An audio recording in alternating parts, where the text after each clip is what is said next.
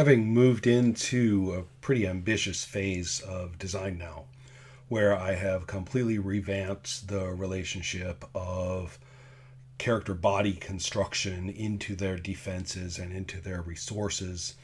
And that kind of freed me up into just blazing through powers, advantages, limitations, kind of broke open my mind about how to apply the existing principles in slightly different frameworks. I've got perception working in a different way. I've got ways to get out of your body to produce powers that operate on their own. I have ways of all sorts to work with expanding the scope of play to get intergalactic at the same time as you can get microscopic, and working with stuff like that in a useful fashion, but still using champions. So pretty happy about all that. Finally, I'm able to move into what is actually a much tougher task. I'm talking about the spot edge case defenses. So we're no longer talking about blasts, and we're not talking about and being hit and damaged and stuff like that. I've got that down. Now we have to work with kind of the cool stuff. Mental attacks and defenses. Knockback and lack of knockback. Find weakness, lack of weakness. Flash and flash defense. And there are a few others. Power defense.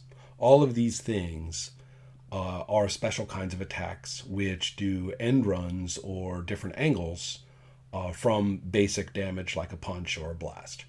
And each one of them has its own little rule of application, and each one has its own little rule of defense.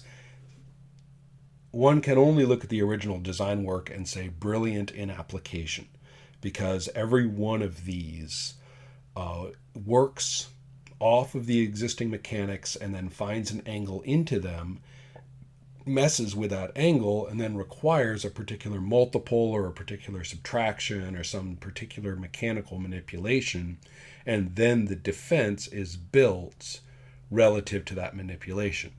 So to take find weakness as an example, it's based off of effectively a new skill. I mean, when you get find weakness, it's treated as a new skill at 11 or less, regardless of your characteristics. And then when you use it, it's attached to some particular offensive strike you have, whatever it may be. You've defined that.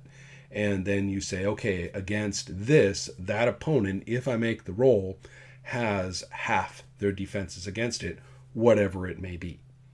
So that's one of the interesting things about find weakness, is that it does not scale with cost. You could be talking about an attack that costs an amazing amount per die, or an amount which is very cheap per die, and whatever defense is involved, you have it against that attack. And then you have knockback, which you take when you do damage with a blast or a punch. What you do is you roll all this huge handful of dice for effect, and you count up the total, and that's the stun damage. And then you count up a certain metric based on the number of dice. Very minimal negotiation calculation involved, but it's there. And you find out how much body you did. Typically, it's the same as the amount of dice you rolled. Anyway, so you've got this stun damage and body damage. Then you take 2d6 and you roll them, subtract the result from the body you did, and that's the inches of knockback, remembering that an inch is 2 meters in the fiction. So do you see, this is an excellent example of what I have always called handling time. There's search time to figure out how many dice to roll, or what numbers need to get subtracted from what numbers to do up until the moment of the mechanical resolution. And then there's handling time. Okay, I got this number, now what do I do with it? What do I look up? What do I subtract from it? What do I do with it? And ultimately you end up, what number do I convert? Ultimately you end up with what happened in the fiction. Well, this is a great example of handling time. You have the damage roll, and you're looking at it, and now you do all this stuff. First you have to arrive at the body damage, then regardless of the fact that you now have to apply that against defenses for the character. That's not the point. Now we're looking at knockback, and you say, okay, now I roll these 2d6, then I subtract, and then I have to convert to meters or apply it over on the map or whatever, and we find out where you went. Okay. It's brutal. Handling time is no fun. How do we get the same effect? Because this is the curse, of course, of Champions, is that the effects in play are actually extraordinarily satisfying. The way that knockback is both unpredictable and very important, and dependent to an extent on how much damage that you did, forceful damage, body damage that you did, is very, very satisfying in retrospect. But it is not fun to do, and it is a big slowdown, and it has a tendency to bog about among the members of the table when some are less familiar with the rules and aren't going to be so kind as to roll their damage and then pick up 2d6, roll, and then just tell you, everybody at the table, how much knockback was involved.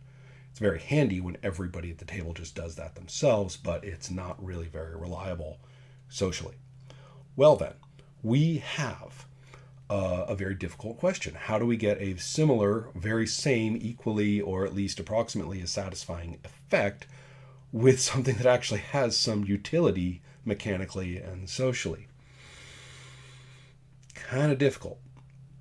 Well, I have worked it out for the mental effects, and I have worked it out for flash defense and for find weakness, which took a little bit more work.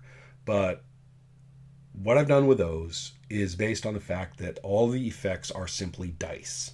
So you are up against a number of dice rolled. The advantageous ones, like find weakness and things like that, they can add dice on, and then the defenses can knock dice off. And that's real nice. It scales well.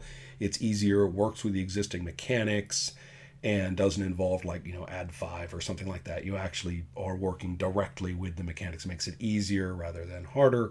And I think the impact in play is going to look really, really good. Knockback is a lot trickier, and I'm struggling with that one.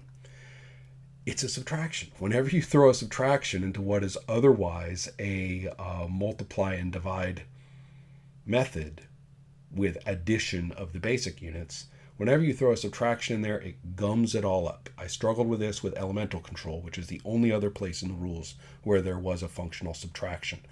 That was pretty easy, actually, because what I just did was take the subtracted amount and say, no, that's not a subtraction, that's a prepay. Just flip it around to the beginning of the equation, and now it's all based in additive logic and is simply much more easy to do without much change, if any, to any math involved, the actual operation. Whereas here, it's really tough to figure out how to get the same, well, I do this much impact with the punch, but how that translates into genuine knockback impact in a highly randomized way, I don't really want to have both a randomization and a subtraction after the damage roll. And yet, I want to have that same unpredictable yet consequential, I hope I do a lot of knockback kind of thing. And the wonderful fact that taking what I'm now calling the high impact advantage really is going to give a given blast or punch an immense difference from one that is just at the default. The default one might do a certain amount of knockback, and it's going to be dependent very highly on how much body you did, but also on a bunch of contingent factors that are encapsulated, in a random effect. Whereas the high impact advantage, you're like, all right, if I've got that, you're going across the room. You're going across the map. Your character goes flying if I punch you or strike you with this zap. All right, so what am I going to do? How's it going to work? We have to take the fact that you've rolled the amount of body.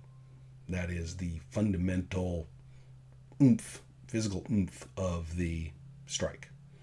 And we've got to have a random factor in there.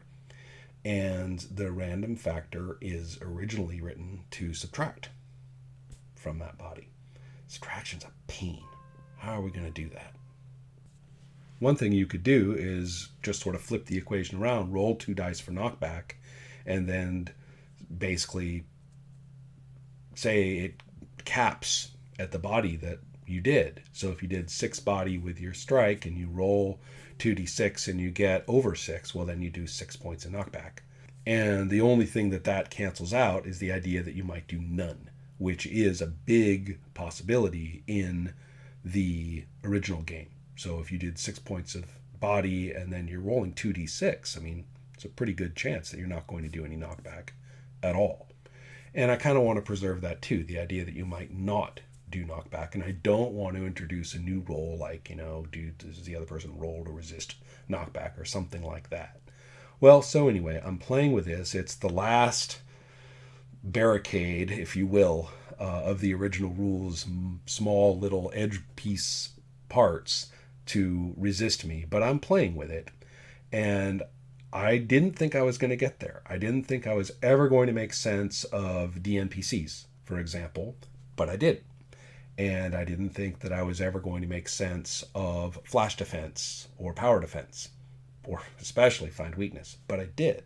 And so, maybe it's just a little bit of Zen approach, just kind of, breathe, Lamaze rather than Zen, perhaps. And I think I'll get there. But at this point, the design end is in sight. Beta is solid, playable, testable. All sorts of presentational issues are worked out, and it's time to move into it. Send me an email. Let's play beta.